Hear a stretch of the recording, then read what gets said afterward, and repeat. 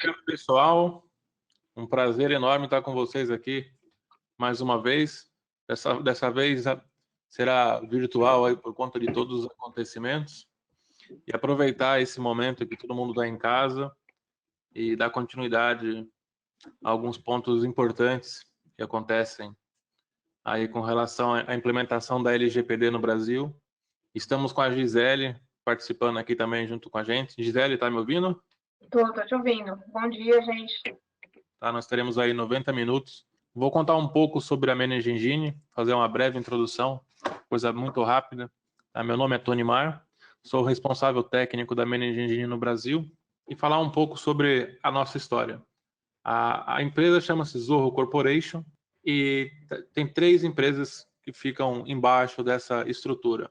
A Zorro, que é responsável pela parte de aplicações online, então como CRM, aplicações financeiras e outras voltadas para a web.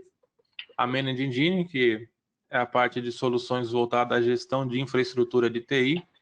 E a WebMS, que foi a primeira aí do grupo das 3 que surgiram lá em 1996, voltada à parte de IoT e parte de telecom. A WebMS foi a primeira. A Manage Engine surgiu em 2002, com essa intenção de suprir aí as necessidades da parte de gestão de infraestrutura, e a Zorro surgiu em 2005, quando começaram a desenvolver mais aplicações voltadas para a web e tudo mais no mercado. Criou-se, como eu gosto de chamar, um guarda-chuva com o nome de Zorro Corporation, e as 3 ficam embaixo como subdivisões da Zorro Corporation. Tá? A Zorro é uma empresa privada, bootstrapped.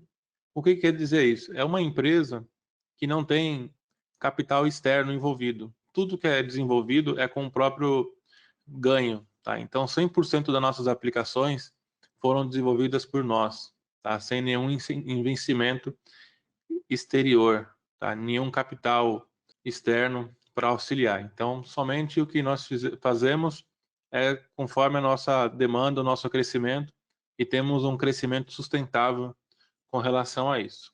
Já temos mais de 20 anos nessa área de gestão de infraestrutura, na parte de soluções. Atualmente possuímos 8 data centers globais.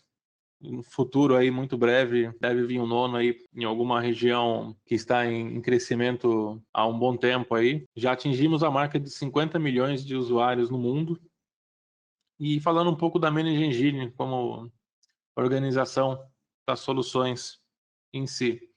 Hoje possui mais de 2.500 funcionários dedicados à Manage Engine, ou seja, você que é cliente ou pretende se tornar cliente, vai contar com um grupo de funcionários enorme trabalhando no back-office para garantir que as soluções sejam as melhores possíveis, ter um suporte que atenda com agilidade e está sempre ali do seu lado. Também contamos com mais de 200 canais e parceiros tecnológicos no mundo e temos mais de 200 mil clientes. E claro, com o tamanho da organização, a gente não poderia também ter poucas soluções, né? Contamos hoje aí com mais de 90 soluções e produtos grátis que vão atender desde a pequena até a grande empresa. Isso é uma vantagem que nós temos por se adaptar a todos os modelos e tamanhos de organizações. Mais de 40 soluções desenvolvidas desde a base. Aqui é um ponto muito importante, que a Manage Engine ela possui entre as soluções integrações de forma nativa. Tá? Não é o famoso puxadinho, né? Eu tenho uma empresa que faz Service Desk, preciso integrar com uma que faz gerenciamento de ativos, inventário. Essa empresa compra, vai e aí começa a ver como que vai fazer a integração das duas soluções. No nosso caso, não. Desde a concepção da ferramenta, ela já nasce com esse pensamento e essa estrutura para ser feita a integração nativamente. Então, todas as soluções acabam conversando de forma nativa, sem a necessidade de fazer algum ajuste ou alguma adaptação, e a gente acaba ganhando muito tempo de implementação com isso, muito fácil de implementar e integrar soluções entre si. E um outro ponto importante, por essa facilidade, essa agilidade, a gente tem soluções que são focadas no ROI imediato. Os nossos parceiros que fazem a parte de serviços no Brasil, comercializam nossas licenças, o retorno da implementação que eles fazem é muito rápido. Você tem ferramentas de gerenciamento de AD e outras ferramentas que a implementação é muito rápida. Então, o cliente já começa a ter a visão ali, assim que termina a implementação, já começa a ter visão do seu ambiente, o que está ocorrendo, os logs, eventos, situação, raio-x. Isso é muito rápido, não tenho que ficar 3 meses fazendo uma implementação para conhecer o que está no meu ambiente, não. Alguns clientes que a gente tem no Brasil e no mundo também. E aqui como está dividido hoje um pouco da estrutura do nosso portfólio. Soluções de gestão de Active Directory, gestão de Helpdesk, parte de gerenciamento de desktop, parte de gestão de redes, parte de gerenciamento de dispositivos mobile. Hoje a gente sabe que todo mundo praticamente tem um dispositivo móvel e em muitos casos está trazendo para dentro da organização também. A gestão de aplicações, parte de segurança, parte de análise avançada de dados, então a gente tem a parte de analytics também. Gestão do Office 365, muitas empresas estão migrando para a nuvem, mas sofre hoje com a questão da complexidade de fazer a gestão do seu Office 365. Nós temos soluções para auxiliar nesse processo também. Gerenciamento de TI a partir da nuvem, então a gente consegue também dar um suporte diretamente da cloud. Para quem é MSP, prestação de serviço, utilizando nossas soluções também, possuímos bastante soluções para ajudar nesse processo. E a parte de gerenciamento de identidades privilegiadas, que é um ponto muito grande aí, a gente vai comentar um pouco aí hoje também. Então, por enquanto é isso. Vou passar a palavra aqui e o controle para a Gisele. Ok, obrigada, Antônio Maia. Bom, eu sou Gisele Truzzi, sou advogada especialista em direito digital. Atuo nessa área já há 15 anos, sendo 10 com o escritório próprio Truzzi Advogados. E hoje eu vou falar um pouquinho para vocês sobre a LGPD, a Lei Geral de Proteção de Dados, que deverá entrar em vigor em agosto desse ano. Assim esperamos, né? Vamos ver aí o que vai acontecer com essa questão aí do coronavírus, né? Então, esse aqui é o nosso roteiro de hoje, uma sequência dos principais pontos que eu vou falar. Alguns custos e prejuízos da não adequação à LGPD. Todo mundo tem medo da multa, né, da LGPD. Eu quero desmistificar um pouquinho isso para vocês ao longo da apresentação. Vou trazer um pouquinho do histórico legislativo, o que a gente tinha antes da LGPD, a comparação com isso. Alguns conceitos bem básicos iniciais para vocês entenderem a lei. Os principais impactos que eu entendo relacionados aos negócios de tecnologia em relação à LGPD, algumas das principais obrigações que a lei nova impõe para as empresas e órgãos públicos, alguns outros pontos importantes e prazo de adequação. Começando aqui, os objetivos desse nosso encontro é apresentar a LGPD, fazer um overview para vocês do que se trata essa lei, os principais pontos. E, então, mostrar para os CEOs e gestores as implicações que a nova lei traz para a gente.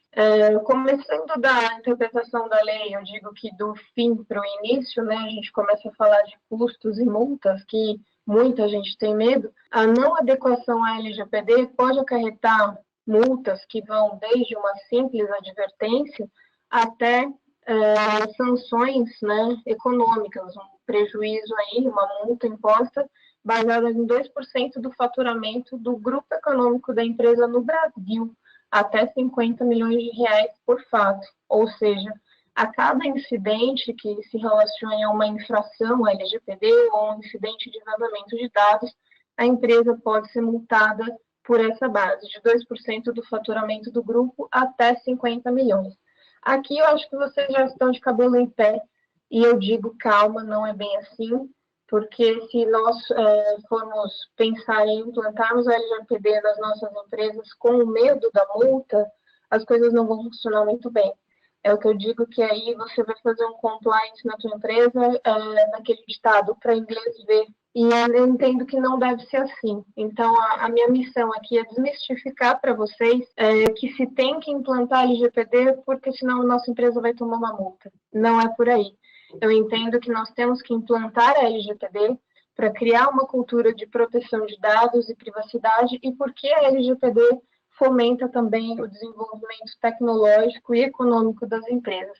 Então, o que a gente tinha antes da LGPD? Nós já tínhamos algumas leis que tratavam dessas questões, né? A Constituição Federal, o Código Civil, o Código de Direito do Consumidor e algumas leis esparsas.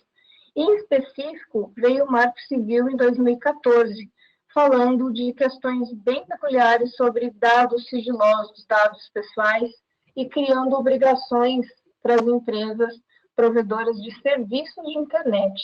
Então, a gente já tinha algumas coisas na nossa legislação que mencionava a questão de privacidade e proteção de dados, mas nós não tínhamos uma lei específica ainda sobre essa questão.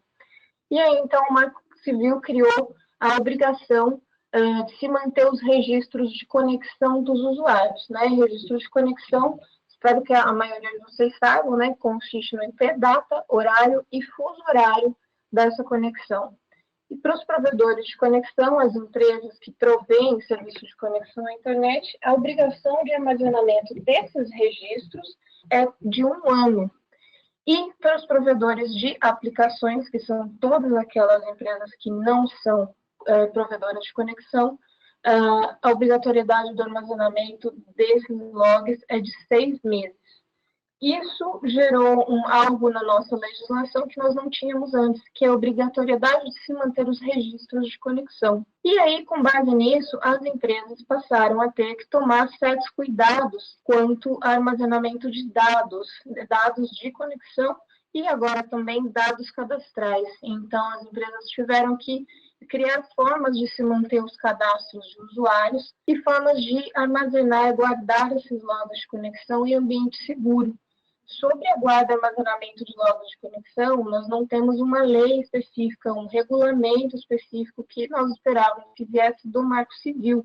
Então, o que eu sempre sugiro para as empresas é que usem as diretrizes da norma técnica ABNT 11.15.15, que trata exatamente do armazenamento de logs. Pode orientar muito bem aí, principalmente as empresas de TI, nesse sentido.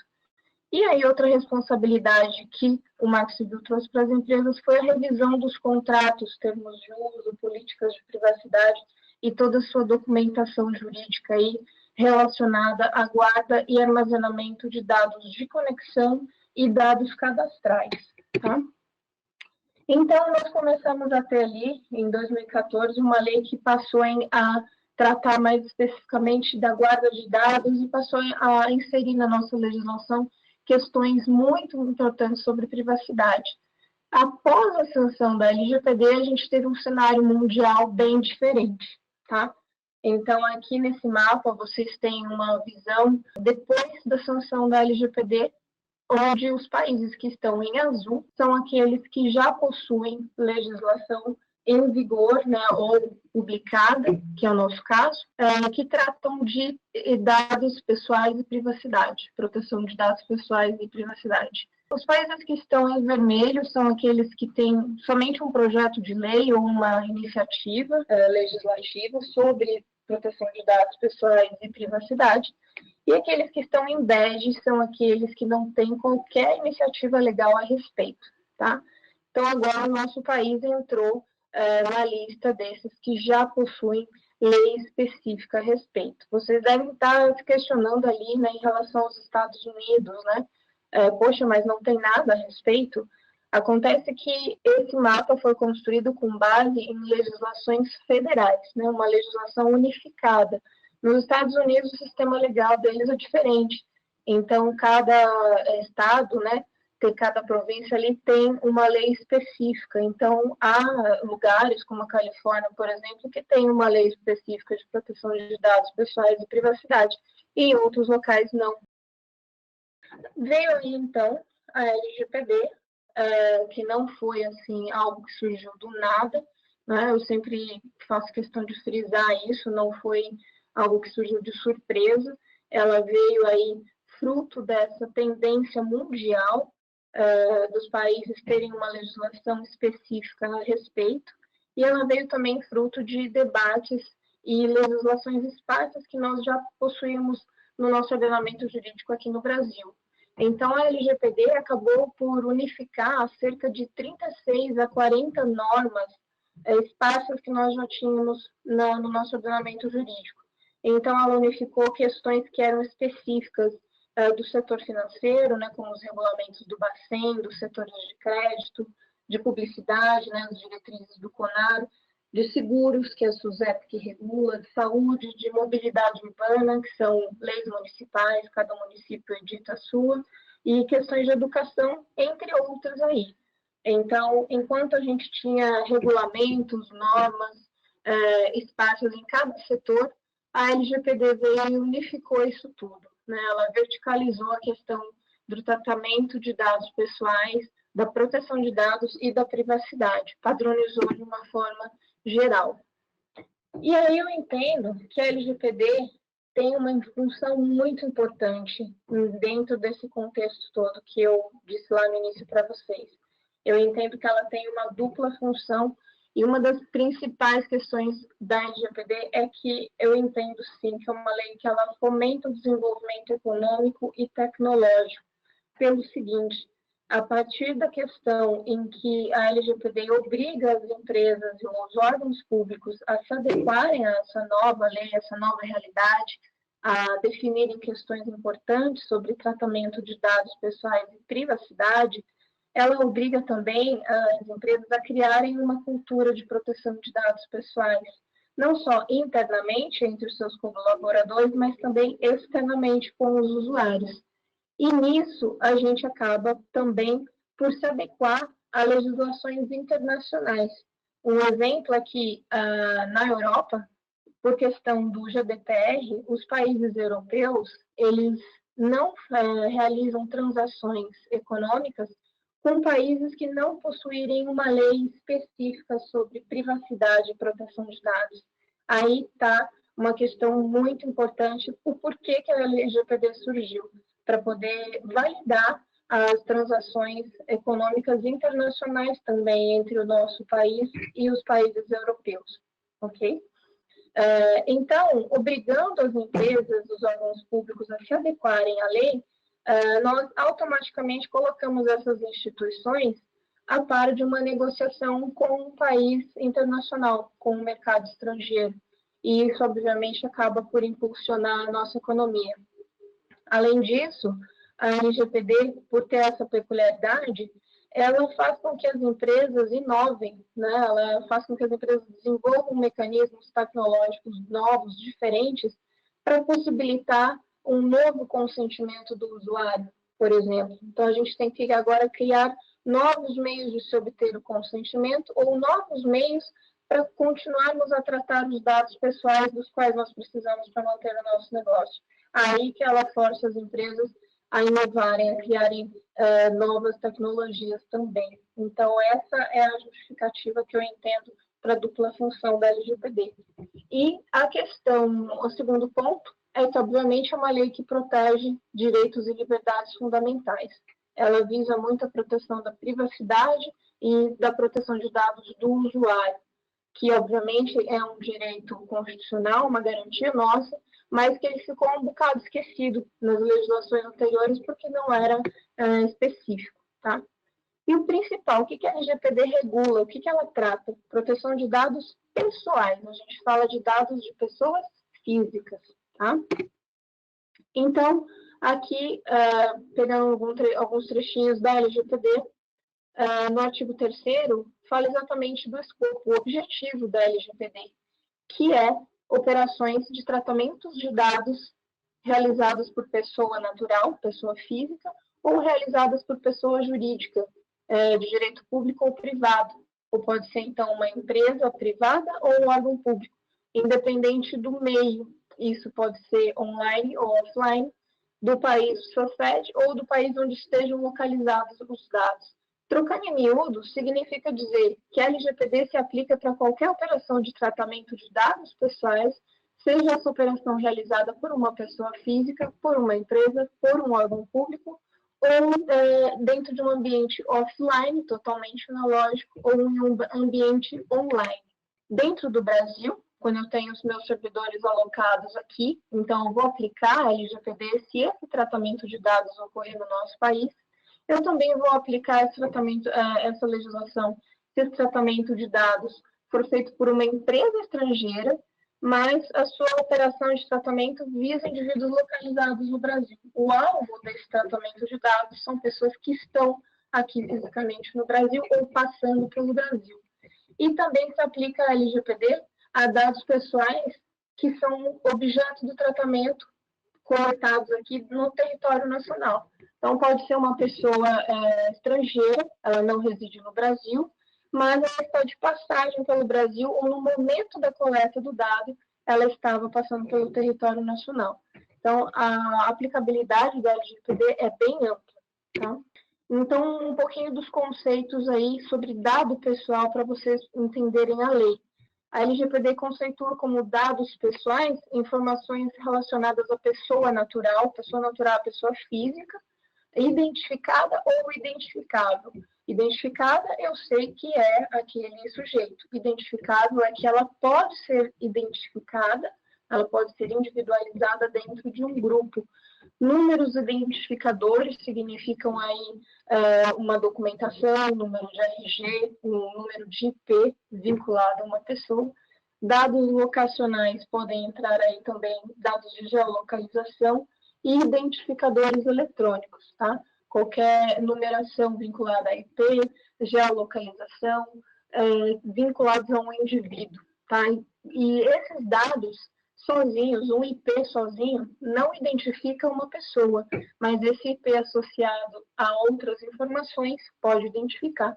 Então, como um exemplo de dados pessoais vinculados sempre a uma pessoa, nome, e-mail, endereço, número de documento, RG, CPF, a biometria de dedo, né, o fingerprint, biometria da íris, a foto, né, uma selfie é uma biometria, geolocalização, então aquela geolocalização do seu celular no momento que você pega um táxi, tá? O número de IP, o número de cartão de crédito, são exemplos de dados pessoais.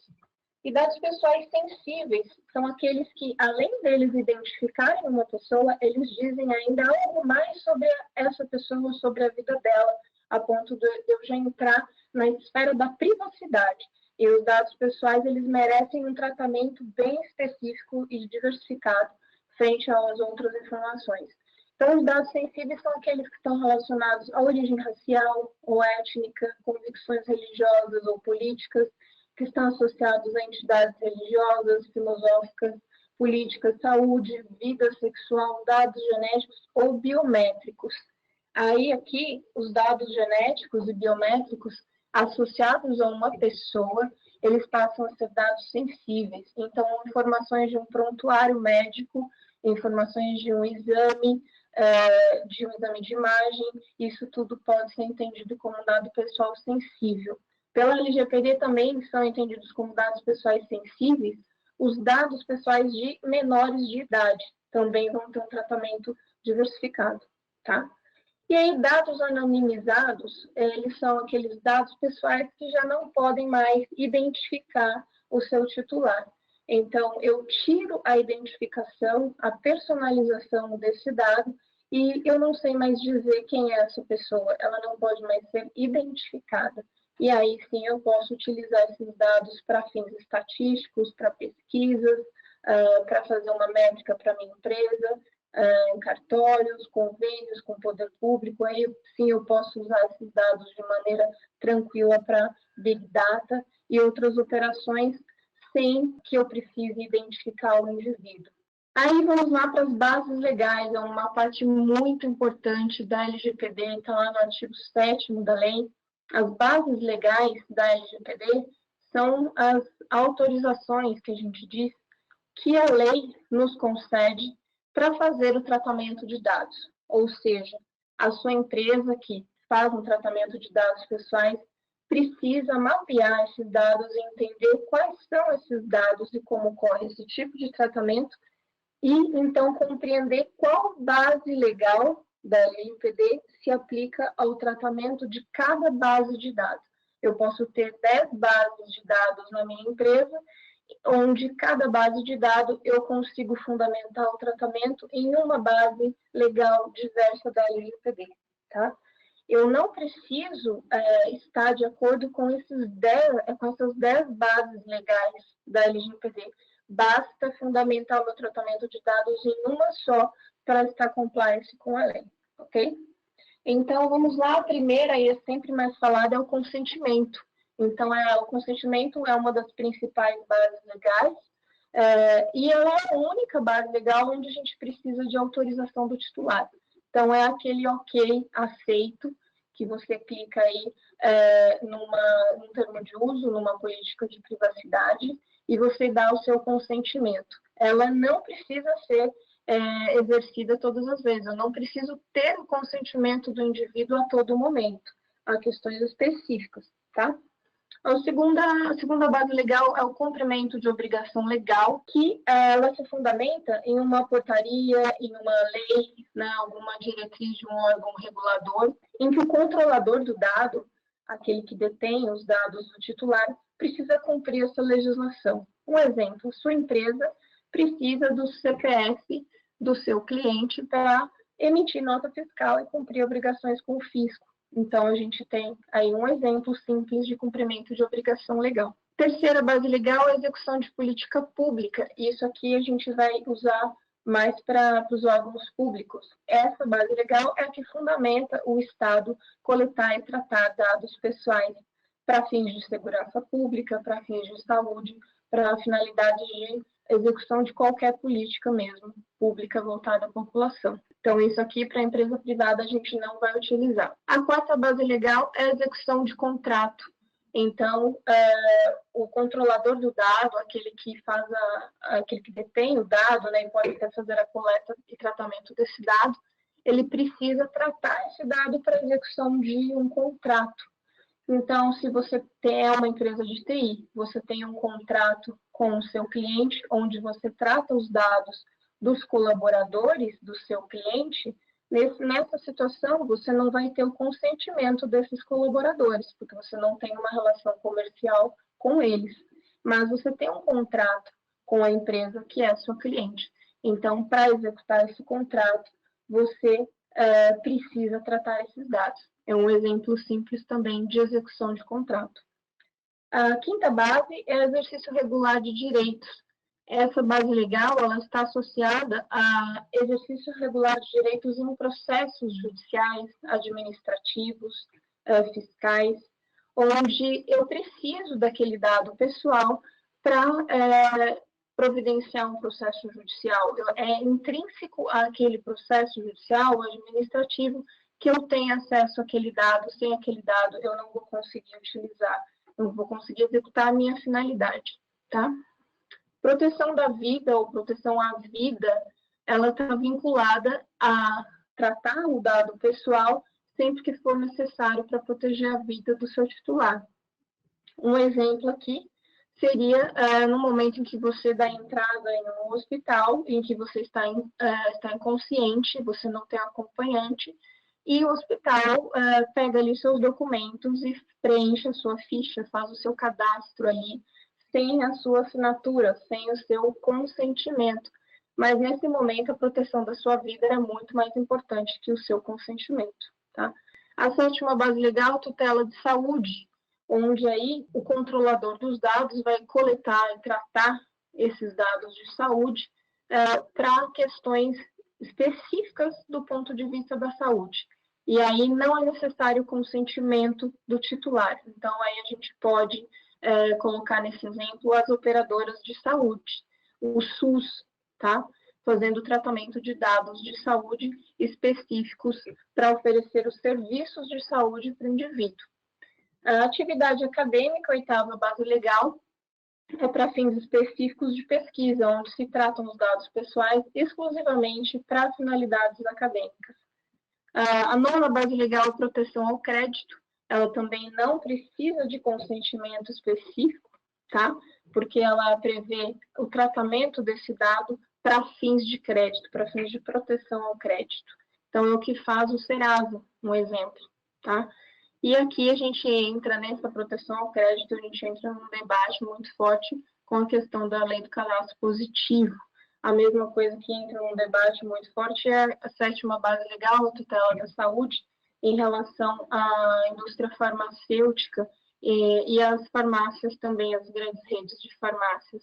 Há um questionamento se eles são entidades sanitárias, né, se eles são operadores de saúde ou não. Mas, enfim, não é o objetivo aqui a gente falar disso agora. E a última base legal é o legítimo interesse, onde você também elimina o consentimento do titular do dado, desde que o tratamento, né, desse dado esteja baseado numa situação concreta do usuário e que ele tenha expectativa desse tratamento de dados. Significa dizer que a empresa que está tratando o dado pessoal do indivíduo, ela pode fazer o tratamento desse dado sem o consentimento dele, desde que isso esteja alinhado com as expectativas desse usuário. Um exemplo seria um aplicativo de táxi, solicitar alguns dados pessoais seus e tratar esses dados para te oferecer a melhor rota, o caminho mais rápido para você chegar, tá? Não seria legítimo interesse se eu começasse a solicitar dados muito além daqueles essenciais para a prestação do meu serviço, como se eu fosse pedir uma foto sua, dados familiares, nome do seu pai, da sua mãe. Então, isso não dá para entrar em legítimo interesse. Eu, sinceramente, não gosto de utilizar muito o legítimo interesse para fundamentar tratamento de bases de dados, porque ele pode ser muito sensível, ele é muito delicado. Então, sempre que possível, é melhor alinhar o tratamento da sua base de dados às outras 9 bases legais da LGPD. Sempre deixar o legítimo interesse por último, porque ele dá brecha para muita interpretação. Então, aqui a gente também tem dentro da LGPD a figura do controlador e do operador. O controlador é a empresa responsável pelas decisões relativas ao tratamento dos dados pessoais, é aquele que tem o contato direto com o usuário titular do dado pessoal. E esse passa a ser, então, responsável por todo e qualquer dano no tratamento desses dados. E o operador é a empresa que realiza o tratamento dos dados pessoais em nome desse controlador. E ele só será responsável caso não esteja em conformidade com as suas obrigações. Então, aí, às vezes, a gente pode ter uma situação de responsabilidade solidária, responsabilidade civil solidária entre controlador e operador, onde a gente terá que analisar se aquele incidente de vazamento de dados, por exemplo, ocorreu na ponta do operador, né, na atividade do operador, ou se ele ocorreu na ponta do controlador. E, dependendo da situação, essa responsabilidade pode ser dividida, assim, meio a meio, uma responsabilidade solidária ali bem igualitária, responsabilização por danos das duas empresas, das duas figuras. Uma dúvida que sempre perguntam, como obter um consentimento válido, né? Se eu tenho agora um novo módulo numa aplicação, eu tenho uma nova situação no meu aplicativo, no meu portal, na minha ferramenta, e eu vou continuar operando dessa maneira. Eu mudei o tratamento de dados, eu estou solicitando mais dados do meu titular agora, né, do meu cliente, e eu vou deixar assim mesmo. Não, você não pode agora, de acordo com a LGPD, mudar essa relação, fazer uma nova camada de tratamento de dados, solicitar mais informações, se você não obtiver um novo consentimento. Você precisa informar esse titular de que agora tem uma nova esfera de dados que você vai demandar, tá? Então, aí é importante ter um novo consentimento. Então, um e-mail solicitando a validação dele, um SMS, alguma coisa nesse sentido para que ele valide essa nova situação. Aqui alguns direitos do titular dos dados dentro da LGPD, o direito de acessar esses dados, o direito de retificar, o direito de portar esses dados para uma outra plataforma, o direito de ter esses dados, essa situação de tratamento de dados revista, além das decisões automatizadas. Então, você pode requisitar que uma pessoa reveja a sua situação. Você também tem o direito de se opor ao tratamento daquele dado, caso esse dado não seja essencial para a prestação do serviço. Tem também o direito de cancelamento, pedir o cancelamento da sua conta, o cancelamento do tratamento daqueles dados específicos, se a sua relação com aquela empresa já acabou, tá? Ou se você não vê mais necessidade nessa prestação de serviço. E o direito de explicação, você pode requerer solicitações aí da empresa que está fazendo o tratamento dos dados. Então, vamos lá para a parte das obrigações da LGPD, em que ela cria algumas figuras, ela cria algumas questões importantes aí, que a gente não tinha na nossa legislação. Ela cria a figura do Data Protection Officer, ou encarregado. A LGPDR, que fala em Data Protection Officer, a LGPD fala encarregado do tratamento de dados, que é a pessoa que vai ser o canal ali entre o titular do dado, a Autoridade Nacional de Proteção de Dados e a empresa. A emissão de relatórios de impacto periódicos, registro dessas atividades todas de tratamento de dados, a criação de padrões de segurança da informação, a notificação obrigatória. Agora as empresas terão que notificar obrigatoriamente, né, a Autoridade Nacional de Proteção de Dados, caso ocorra qualquer incidente na plataforma, e o conceito de Privacy by Design, que seria a privacidade desde o início. Então, toda a ideia, concepção, inovação, ela tem que ser aplicada com base na privacidade, na restrição desde o seu início. Outras obrigações. As empresas estão proibidas de atrelar a prestação de serviço ao fornecimento de dados. Então, eu não posso atrelar que o meu usuário seja obrigado a fornecer um determinado dado pessoal se esse dado não for essencial para a minha prestação de serviço. Tá? Sou obrigado também a revisar os termos de uso, as políticas de privacidade, os contratos, toda a documentação jurídica da minha empresa, tanto do tratamento da empresa como titular do dado pessoal, quanto da empresa em relação aos colaboradores e fornecedores, também vai ter que ser revista, porque a gente tem dados pessoais trafegando aí. Tá? O consentimento é muito importante, ele é muito falado na LGPD, e a gente tem que criar, então, novas formas de validação desse consentimento se essa relação mudou, ou se agora eu preciso captar novos dados do titular dentro da minha plataforma. E lembrando que o consentimento ele é importante, mas ele não é a única base legal. A gente tem outras 9 aí que podem ser estudadas e analisadas. Aí a gente tem também outro fato aqui muito importante, as sanções, que vão desde uma simples advertência, né, uma notificação para a empresa que tiver um incidente de vazamento de dados, por exemplo, não só um mero comunicado, até multas de 2% do faturamento do grupo econômico, no Brasil, até 50 milhões de reais. Tá?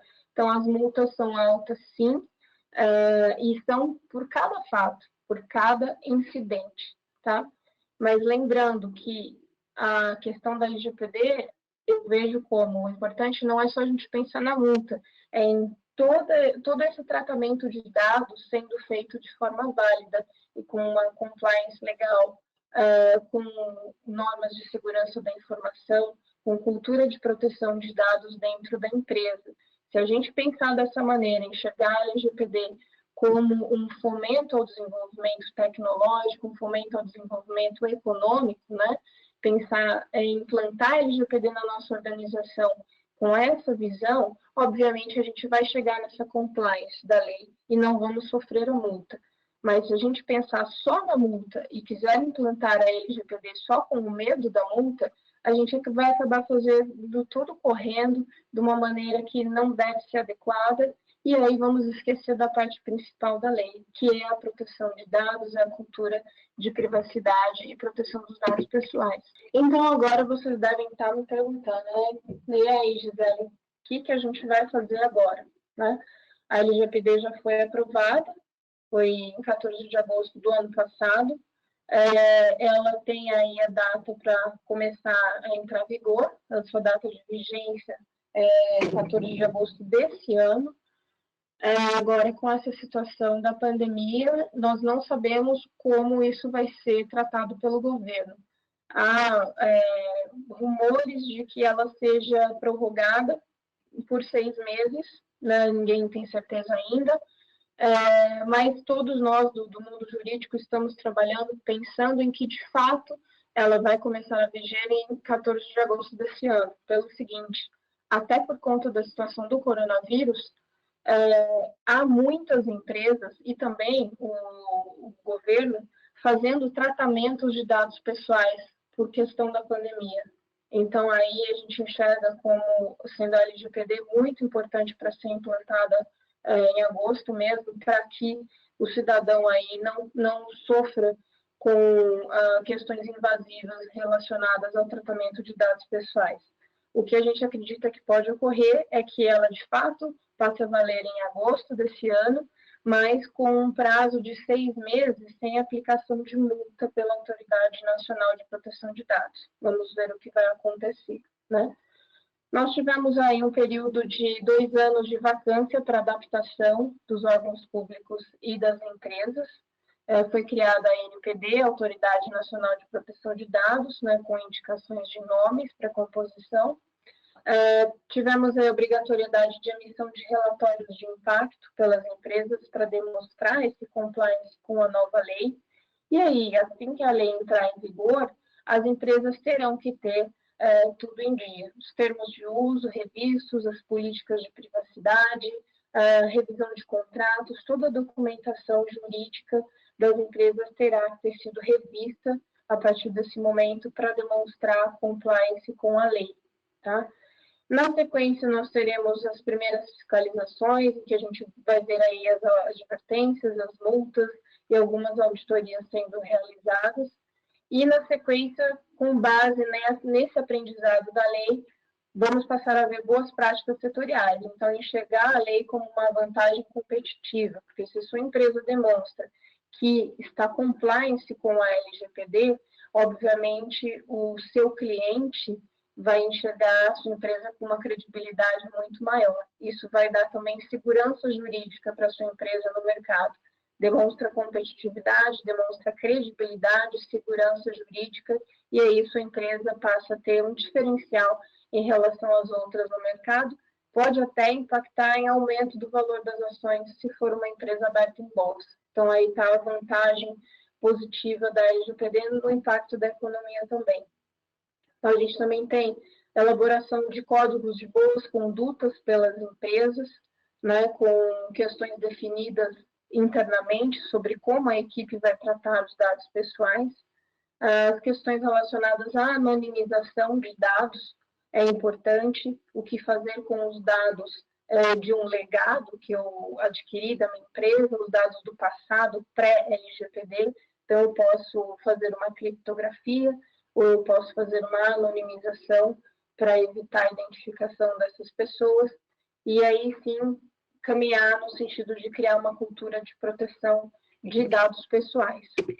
É isso que eu pensei em falar para vocês, que eu planejei em montar para vocês, em tentar mostrar um pouquinho da LGPD para vocês, no sentido do quanto que ela é importante para a gente, nas questões relacionadas a criar vantagens competitivas para as empresas, aumentar a credibilidade das empresas, a segurança jurídica, gerar um diferencial no mercado e, claro, criando um compliance e cultura de proteção de dados. Eu acredito que essas questões, até no momento em que a gente está passando agora pela situação da pandemia, podem aí também se tornar mais um diferencial para as empresas demonstrarem que estão de acordo com a LGPD, pode até estimular a economia, o mercado, dentro dessa nova realidade que a gente vem enfrentando, tá?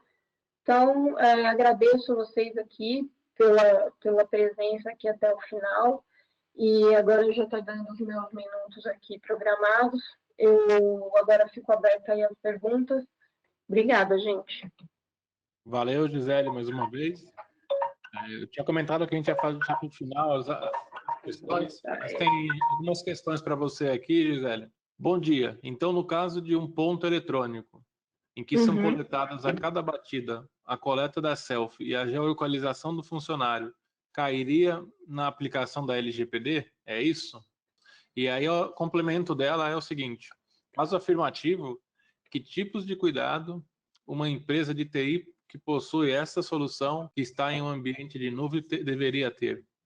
Obrigada pela sua questão. Para te responder, vou voltar lá no nosso, lá das bases legais.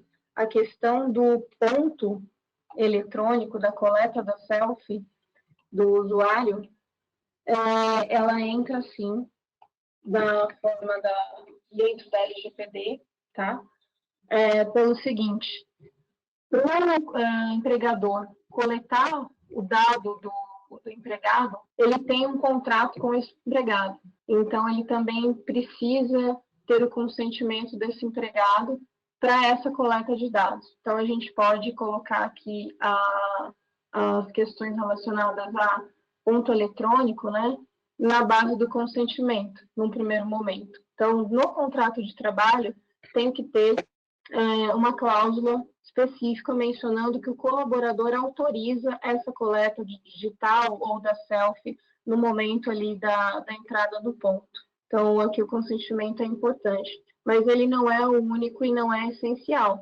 É entendido que, para essa relação de trabalho, se presume que o empregado tenha dado esse consentimento, porque o próprio empregador, aí sim a gente entra na segunda base legal, que é o cumprimento de obrigação legal, para fins de INSS, fisco e tudo mais, ele precisa de determinados dados do empregado.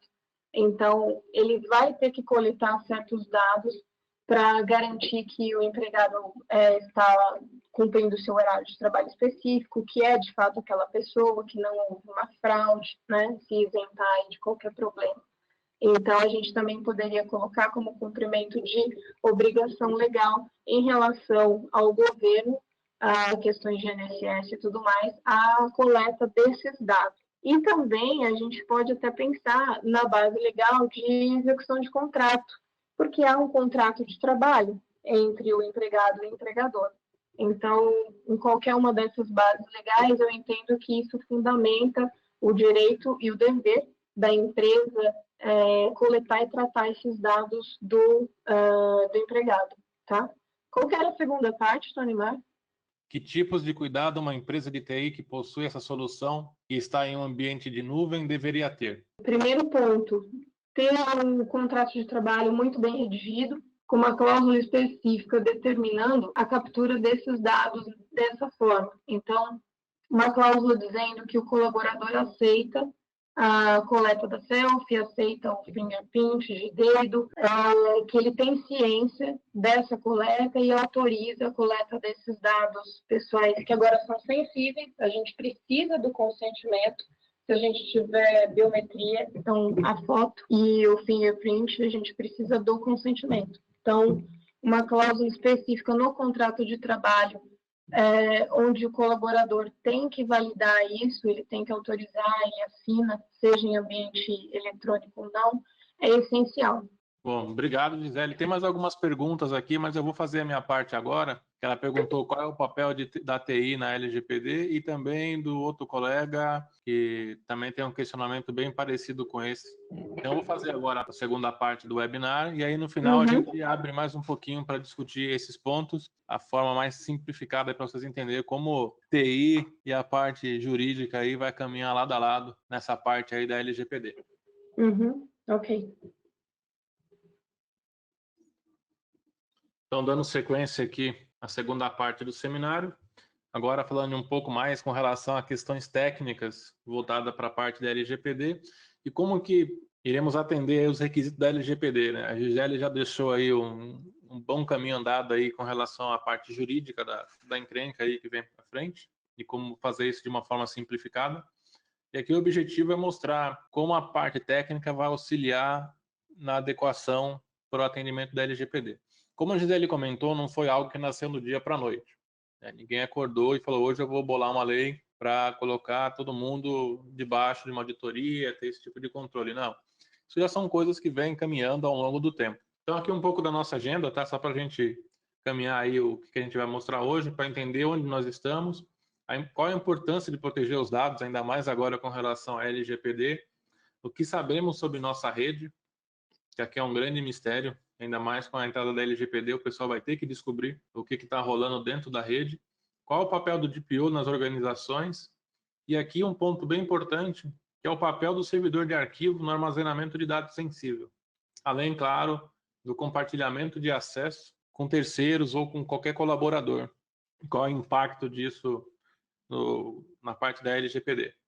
Então, aqui, antes de mais nada, uma pequena reflexão que eu gosto de fazer com todo mundo, que é sobre acesso ao Wi-Fi e saber quem que possui os dados, prestadores de serviços terceirizados, se existe algum controle de acesso aos dados. Por que eu pergunto isso? Quando você vai no hotel, a primeira coisa que você precisa é o acesso ao Wi-Fi, depois de fazer o cadastro, né? E aí, o que você precisa informar para o hotel para liberar o seu acesso? Em alguns casos, CPF, nome, data de nascimento, e-mail. Você já começa por aí, já ter uma parte de divulgação das suas informações pessoais, já está compartilhando os seus dados. Quem que tem acesso a isso? Algum terceiro que dá um suporte? Quem controla essa base de dados? Tem algum controle com relação, até porque a Gisele comentou sobre a base de dados, qual que é o fim desse dado, tudo mais. Por que eu digo isso? Alguns anos atrás, a rede Marriott de hotéis levou uma multa de quase 500 milhões por vazamento de dados. E aí, a grande pergunta, né?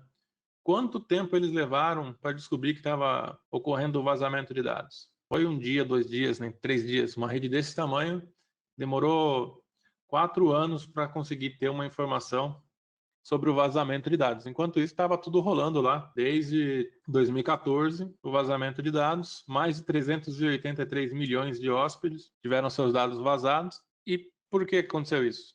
Que aí tem uma questão que eu sempre ouvi uma frase, que era que a gente só tinha uma certeza na vida, né? Que era que o nosso coração ia parar. Eu acabei aprimorando isso. A gente tem 2 certezas na vida, que além do coração que vai parar um dia, o seu ambiente vai ter um incidente, como no caso do Marriott teve também. E aqui é onde está o nosso grande diferencial. Tudo vai depender do que? Do nosso tempo de reação. Se a gente deixar lá o paciente, lá, a pessoa que teve uma parada cardíaca, sem um atendimento rápido, a chance dele sobreviver é menor a cada minuto que passa, ou a cada segundo. No caso do nosso ambiente de TI, a situação é a mesma. Quanto mais tempo a gente demora, maior é o prejuízo que a gente vai ter. Tá? Se a gente pegar exemplos de ataques de ransomware, de outras coisas, quanto maior o tempo de tomada de decisão ou de realizar a correção do nosso ambiente de TI, maior é o impacto. Seja negativo, como nesse caso aqui, imagina a divulgação de que 4 anos, qual que é a confiança que vai ter, né, do pessoal que trabalha no hotel? Não tem nenhuma segurança com relação a essa parte dos dados, se eu vou estar seguro me hospedando no hotel. Então tem essa mensagem negativa também, mas por outro lado, você vai ter um incidente na sua infraestrutura, você tem que ter um tempo de reação muito rápido para resolver os problemas o quanto antes. E aqui alguns casos, né, alguns exemplos que tiveram aí em 2018, né, com relação a vazamento de dados. Então a gente teve aí a própria Uber, a Netshoes, o Facebook, com vazamento de dados, e alguns outros, por exemplo, o Banco Inter, a CIA, o da CIA. Imagina, os dados que foram vazados tinham o CPF do comprador, o e-mail, o valor da aquisição. É o prato cheio para quem quiser fazer um ataque de engenharia social no consumidor. Ele tem todos os dados, pode ligar, aplicar um golpe nas vítimas dos dados vazados. Recentemente, quem está nas redes sociais aí acompanhando, viu que teve até um meme que colocaram, que foi uma pessoa que estava prometendo personalizar os cartões de crédito. E diga-se de passagem, fazia o quê? Colocava os cartões lá com Mulher Maravilha, o Iron Man, Capitão América, entre outros personagens, e o pessoal falou, nossa, estou interessado. E ele pedia, me passa o número do cartão, a validade, o nome e o código verificador. Mais nada. E tinha gente que estava passando tudo isso para a pessoa fazer a personalização do cartão. Claro que já sabemos onde essa história vai dar, né? Então, são alguns exemplos que a gente tem aí no mundo com relação a vazamento de dados. Hoje em dia, a gente tem que ter esse tempo de reação muito rápido, né? Que o ataque pode vir de qualquer lugar. E por que é importante proteger os dados? Aí eu gosto muito de comentar um pouco de história aqui para entender a evolução do dado, né? No início dos anos 90, a gente começou a ter os primeiros dispositivos móveis, que era aquele famoso tijolão, todo mundo usava apenas para fazer ligação, né? Depois, o que aconteceu? Com o passar do tempo, ele foi evoluindo até possivelmente chegará a uma situação dessa, onde eu tenho não só um celular que faz ligação, mas ele faz tudo, dá informação gráfica, tem conexão com tudo, a parte da IoT, liga a televisão em casa, a geladeira, verifica se tem comida em casa e tudo mais. Então, tem um avanço por trás disso aí. A mesma coisa aconteceu com relação aos computadores. A gente pegar aí entre o ano 2000 e 2015, as empresas começaram a mudar, né, aquele famoso desktop que tinha com a tela de tubo e tudo mais ficava em cima da mesa, aquele trombolho, pelos laptops. E até lembro que nessa época tinha uma revista que publicou uma notícia de um grande empresário que falava que é impossível o notebook ultrapassar a venda de desktops. Isso em 2005, se eu não me engano. E em poucos meses depois, já tinha virado 65% das vendas, era só de notebook. Já tinha matado já aí toda a parte de desktop.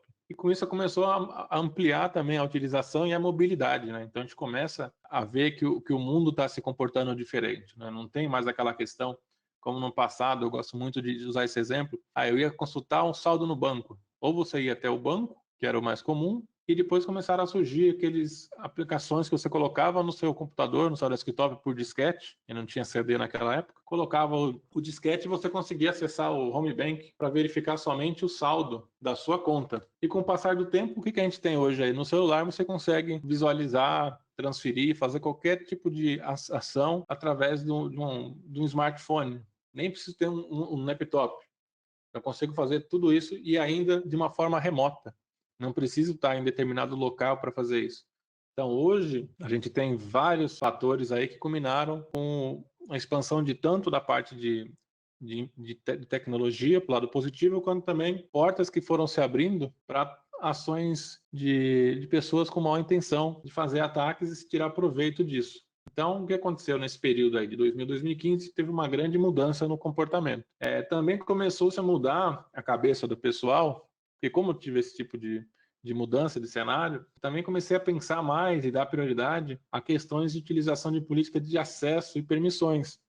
Antigamente a gente não tinha essa preocupação, era tudo isolado. Com o passar do tempo a gente precisou tomar algumas ações. Quem pode acessar o quê? Quem pode fazer o quê? Eu comecei a segregar essas permissões para ter permissão.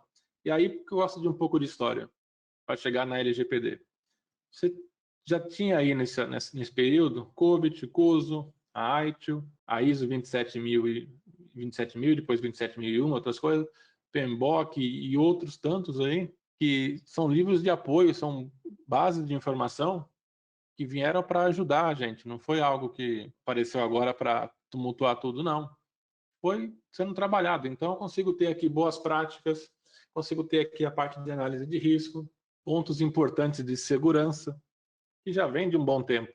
Então, se tudo isso fosse seguido desde a época que começaram a trabalhar, tivesse esse amadurecimento, não tardio, mas acompanhasse, hoje a implementação da LGPD seria muito mais simplificada para todos. Aqui alguns exemplos de armazenamento que a gente tinha lá no passado e até chegar no pendrive. O pendrive eu gosto de brincar com ele, porque aqui eu acho que é o último estágio da evolução do armazenamento que a gente vai ter. Porque o pendrive ele tá para o resto da vida agora. Você pegar, por exemplo, os filmes, você vai pegar lá o Capitão América, quando ele descobre sobre a história dele com o Dr. Zola, ele tá num pendrive a informação. Quando o Nick Fury entrega para ele antes de tomar um tiro, entrega para ele um pendrive, ele esconde o pendrive. A Viúva Negra encontra o pendrive e depois ajuda ele a descobrir as informações. E aí lá no Star Wars também você vai ter a mesma questão do pendrive. Para descobrir o segredo da Estrela da Morte, o que o pessoal usa? Um pendrive para transferir as informações e descobrir os segredos da Estrela da Morte e como destruir o Império. Então, são alguns exemplos que a gente tem por aqui para mostrar. E aí aqui um pouco do matar a saudade aí, quem quer dessa época, e algumas evoluções se surgiram. E hoje a gente usa aí um tablet para fazer o papel de notebook, desktop e etc. E hoje, quais são os nossos desafios, né? Quando a gente fala na área de TI, com tudo isso que foi passando. Gerenciar endpoints. Quando eu falo gerenciar endpoints, não estou falando somente gerenciar o quê? O meu notebook. Não, hoje eu tenho celular, tenho tablet, tenho vários outros dispositivos que conectam na minha rede, dispositivos móveis. É muito comum hoje as empresas permitirem que os funcionários utilizem os seus celulares ou seus notebooks próprios como ferramenta de trabalho dentro da empresa. Então você já tem aí uma relação do pessoal com o corporativo. Outro ponto importante, vulnerabilidades. Software proibido.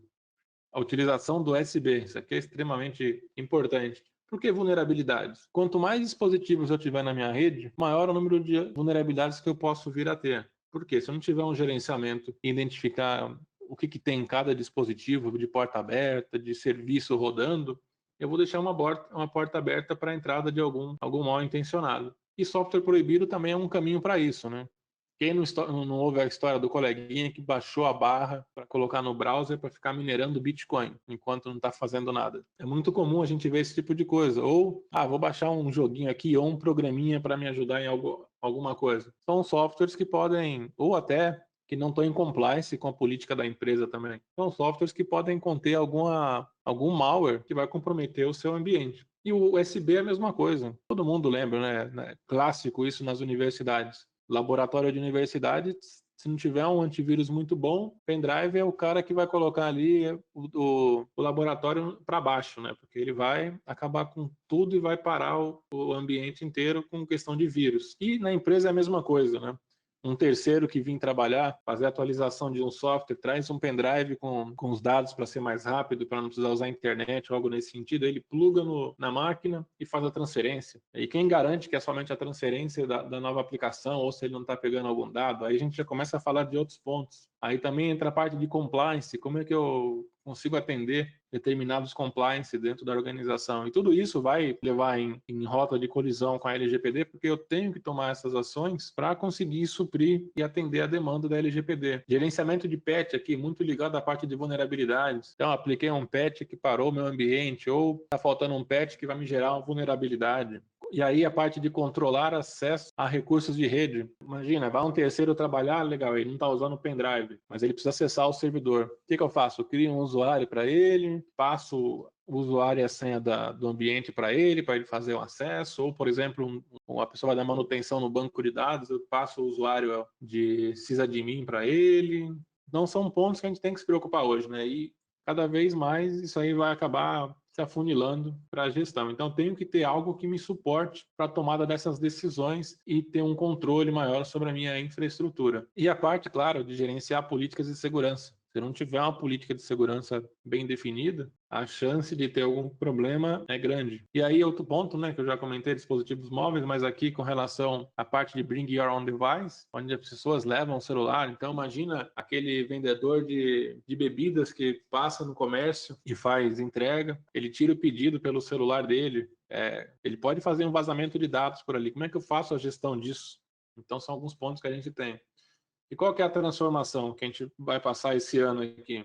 Tá, pela pesquisa aí da Frost & Sullivan, 1,5 bilhão de pessoas vão começar a trabalhar fora do escritório, né? Acabou coincidindo com essa pandemia que a gente está vivendo aí do Covid-19. Então a gente já tem aí, só na Índia a gente já está com 1,2 bilhões de pessoas em casa, né? Não sei ao certo o número de trabalhadores de home office lá, mas com certeza a gente já passou esse ponto aí forçado.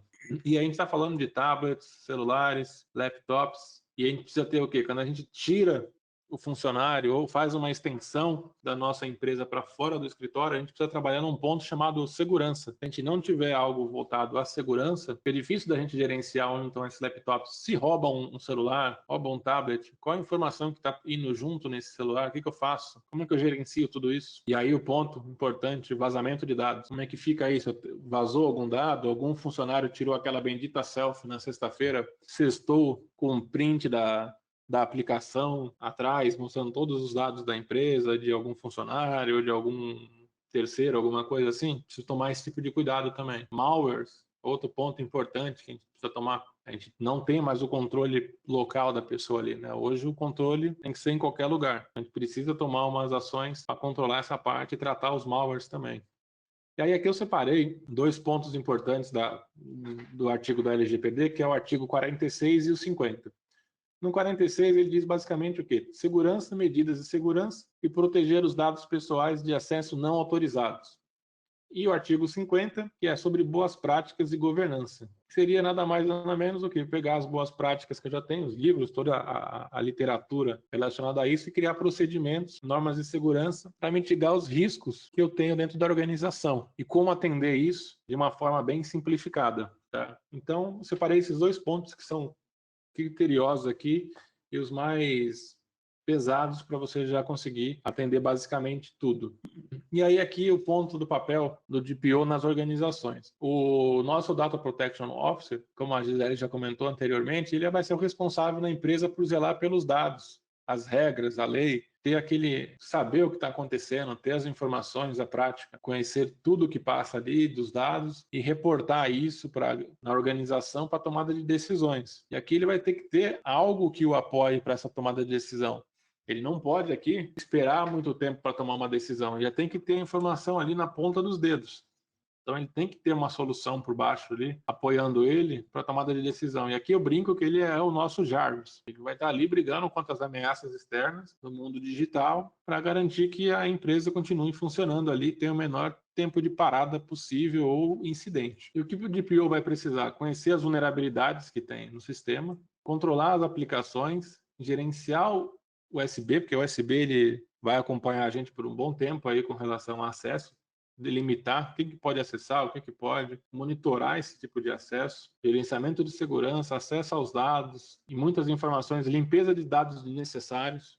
O valor de armazenamento hoje é muito caro. Então a gente precisa ter o quê? Ações que façam a higienização desse meu file server para ele ficar limpo ali somente com os dados necessários. Não preciso ter no meu servidor de file server, imagina uma empresa de seguros, ter a policy dos últimos 10 anos de todos os clientes. Se a policy tem uma vigência anual, todo o restante pode ir para um backup, ficar armazenado e somente na hora que eu precisar eu vou lá e busco essa informação, se é que eu vou precisar dessas informações. E ter um dashboard que apresenta isso de uma forma simplificada. Aí aqui com relação à importância dos arquivos, do servidor de arquivos, que aqui é o grande problema, né? Comentei agora, saber quais dados estamos armazenando, quem hoje tem essa visão dentro do file server, dados duplicados, não utilizados, integridade dos dados, permissões, análise de acesso, modificações, e aí entra a questão de dados pessoais ou sensíveis e também a questão de ransomware. Imagina se um ransomware acessa um file server hoje e faz algum trabalho lá, bloqueia tudo, criptografa os dados e aí causou uma parada complicada para o file server e para a empresa inteira. Então aqui algumas telas que a gente tem com relação à configuração. Essa parte aqui eu vou mostrar para vocês de forma ao vivo e a cores, para a gente ver aqui. Primeiro falando com relação à gestão de endpoints.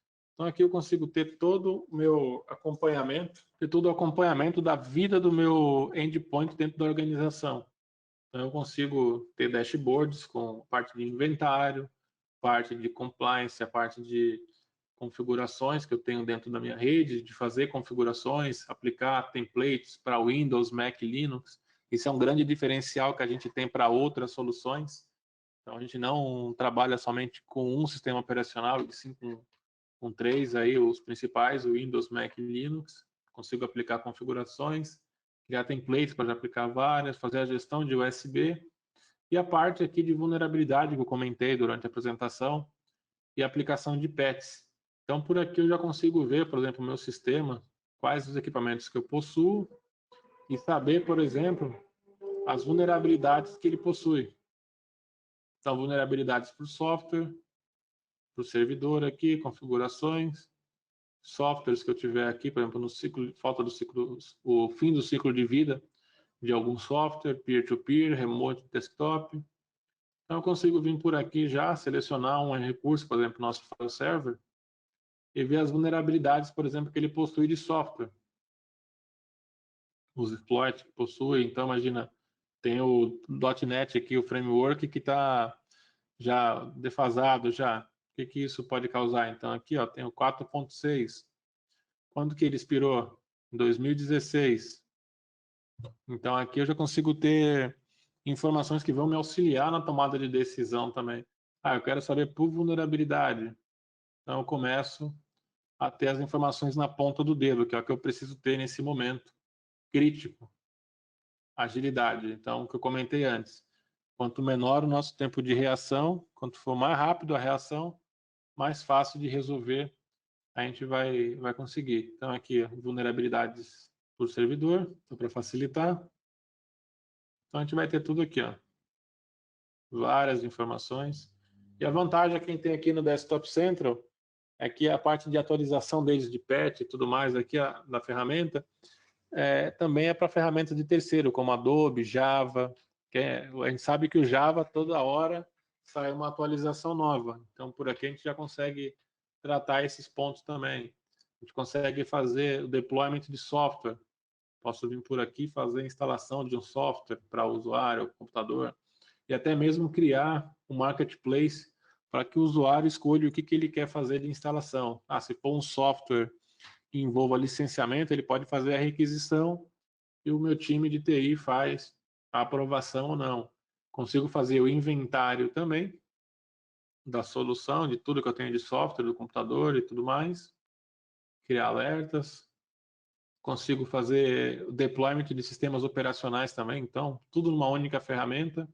A gestão de dispositivos mobile, então, eu posso fazer por aqui também, pela própria ferramenta.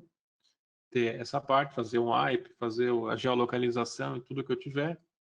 E o que eu tinha comentado aqui, que era o portal do DPO, o dashboard do DPO, onde eu tenho as informações sobre o meu cenário aqui, parte de segurança. E aí eu posso configurar mais informações aqui do que eu quero. Então eu consigo fazer toda essa gestão de forma unificada. A outra solução que eu mostrei foi o Data Security Plus, onde eu tenho aqui as informações para o domínio ou para o servidor. E aí eu consigo ver por aqui tudo o que aconteceu. Então eu cliquei aqui em alterações de permissões ou movimentação de arquivos. Então eu consigo ver que no meu file server, o usuário administrador moveu na data de hoje uma pasta aqui. E qual que foi o host que ele fez isso. Então eu consigo ter todo esse acompanhamento por aqui. Voltando à parte de riscos aqui, então, por exemplo, eu consigo criar, vou colocar aqui o período só, para ele fazer uma varredura dentro do meu file server, atrás de arquivos que tenham um critério que eu tenha definido. Então ele vem aqui, por exemplo, no arquivo não abrir, tem aqui que eu tinha escrito aqui, colocado aqui como Vingadores e Shield, ele já buscou e trouxe as ocorrências em cada um dos arquivos. Ele fez o scan dentro do meu file server, ou seja, consigo rastrear onde que tem informações sensíveis e informações pessoais. Então a parte de segurança, de saber quem que tem acesso a essa pasta, quem que colocou esse dado, tinha que estar lá, ou a equipe de marketing fez uma campanha e jogou uma planilha no meu file server. Como é que eu faço? Quem tem acesso a esses dados? Qual a finalidade de estar ali dentro? Tem que ter essas informações, tem que saber, eu tenho que conhecer o que tem dentro do meu file server. Com relação até à parte de relatórios aqui também, de saber o que foi alterado, o que foi renomeado, o que foi apagado, quem que apagou, parte de acesso, quem que acessou, o usuário que tentou acessar e não tem permissão para fazer um acesso. Então eu posso vir aqui, colocar aqui de novo. Então, o Tony Stark tentou aqui 2 acessos. Tentou fazer a leitura de qual compartilhamento da DC, como ele não é da DC, não é desse departamento, ele não tem que ter acesso. Então, eu já consigo identificar por aqui. E eu posso gerar alertas para esse tipo de ações para facilitar a vida e também agilizar o processo de tomada de decisão. E a última solução que eu mostrei aqui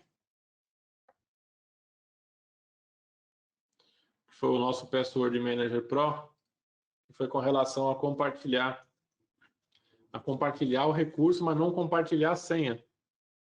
Por quê? Aqui eu permito que o meu usuário ou o prestador de serviço ele tenha aqui acesso somente às conexões dele, seja um SSH, um SQL, aplicação web ou um RDP. Então ele vai clicar aqui para acessar, imagina o terceiro ele vai vir aqui, não vai ter a opção dele selecionar aqui só as credenciais e colocar qual que é a razão, como eu comentei, se estiver integrado com o Service Desk, ele vai conseguir fazer o vínculo aqui e já checar se existe esse número do chamado para liberar ele para fazer o acesso. Então, colocando aqui, clicando em conectar, vai abrir a conexão remota do meu ambiente e eu consigo auditar isso gravando a sessão. Então, não preciso disponibilizar a senha a mais para o meu prestador de serviço. Consigo, a partir daqui mesmo, ter esse controle e eliminar um problema que é o quê? O terceiro ou a pessoa que não deveria saber ter o conhecimento e a posse da senha. Porque senão teria que criar uma política de fazer o reset de senha individual. Imagina como é que seria esse trabalho. E por aqui na ferramenta eu consigo fazer tudo isso. Ele vai ficar rotacionando a senha de cada servidor e também já elimina esse problema de divulgar a senha também. Então eu consigo ter todo esse controle por aqui também. Uma última solução aqui para a gente fechar aqui voltar às perguntas, que a gente tem também a parte de coletar os logs dentro da organização de todos os dispositivos, para saber o que está rolando também de ataque, de possível invasão. Tudo isso a gente precisa ter esse controle e contar com uma solução como essa do Event Log Analyzer, que vai te dar uma visão geral e, além disso, correlacionar os logs que você tem, seja de qual for o dispositivo, seja do Windows, do Linux, de um dispositivo de rede, como um Fire, um Switch. Então, eu centralizo tudo isso dentro da minha solução e consigo fazer a correlação dos dados de uma forma bem simplificada, usando aqui até já alguns relatórios prontos aqui, de Brutal Force, por exemplo, no Fortinet. Então, eu já consigo ter esse tipo de informações de integridade de arquivos, vendo alguma possível acesso excessivo e tudo mais. Então, eu consigo aqui, de uma forma bem simples e fácil, essas informações. Inclusive, buscar, por exemplo, usar aqui o modo avançado.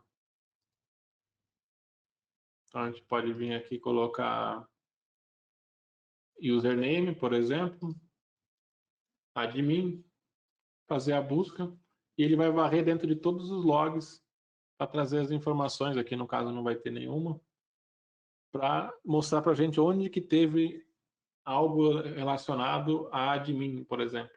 E aí eu vou montando aqui a minha string aqui e reduzindo os filtros até chegar num ponto que eu quero. Então aqui a gente tem também relatórios voltados a compliances. Então a gente vai ter aqui o GDPR, PCI, entre outros, que a gente tem aqui já pré-montados para auxiliar nessa parte. Então no caso de Sophos, quero atender o PCI. O que eu tenho aqui? Logons com sucesso. Ele já vai trazer num formato que atenda aí ao compliance específico. Então, tudo isso eu vou ter aqui de informações para auxiliar. Criação de alertas. Se acontecer algum problema no meu ambiente, estiver dentro do número de thresholds que eu defini, ele já vai gerar as informações para tomada de decisão de uma forma simplificada. Vamos lá. Tem uma pergunta aqui. Antes da importância do servidor de arquivos, você falou do item 8. A gente fala da importância do servidor de arquivos, que é onde eu entrei ali na parte do Data Security Plus também. Deixa eu ver aqui mais alguma pergunta que a gente tem. Neymar, tem uma sobre cadastro de farmácia, uso de medicamento restrito. Eu só estou perguntando o seguinte, em relação à tutela da saúde, né? A base legal de tutela da saúde na LGPD.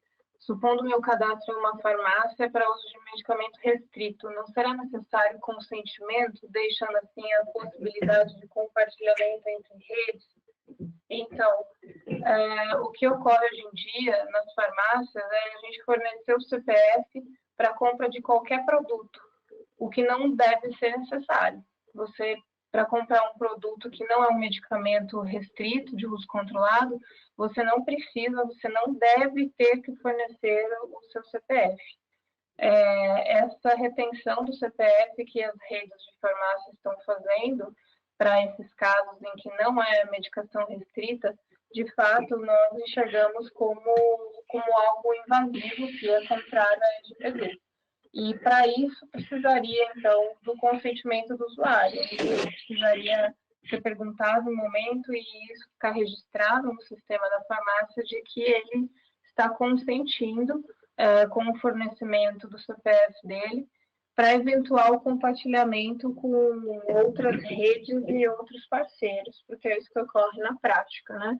A farmácia retém o seu CPF no momento da compra de um produto e eles repassam o seu cadastro para outras empresas do mesmo grupo econômico ou para outros parceiros, e isso pode vir até chegar em uma operadora de plano de saúde, que, sabendo, às vezes, da compra de determinada medicação que você faça, se o seu CPF for capturado sem a sua autorização, eles podem já estar criando um perfil dentro dessa operadora de saúde e aumentando o valor do seu plano de saúde com base nas suas compras de determinadas medicações, tá?